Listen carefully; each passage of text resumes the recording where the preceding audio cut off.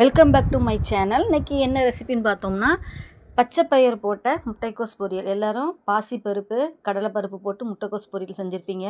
ஆனால் இந்த பச்சை பயிறு போட்டு இன்றைக்கி முட்டைக்கோஸ் பொரியல் நான் செஞ்சுருக்கேன். நீங்களும் செஞ்சு பாருங்கள், ரொம்பவே நல்லா இருக்குதுங்க. இப்போ எப்படி செய்யலான்னு பார்க்கலாம்.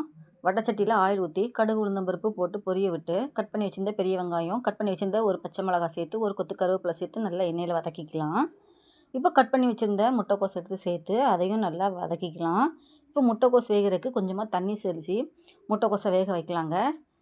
பச்சை பயிறு கொஞ்சமாக வேக வச்சு தனியாக எடுத்து வச்சுருந்தோம். அந்த பச்சை பயிரையும் எடுத்து சேர்த்து ஒன்றா கலந்து ஒரு 5 நிமிஷம் வேக விடலாம். இப்போ அதுக்கு தேவையான அளவு உப்பு சேர்த்து 2 டீஸ்பூன் சிக்கன் மசாலா சேர்த்து நல்லா கலந்து விடலாம். அது ஒரு 5 நிமிஷம் நல்லா வேகட்டும்.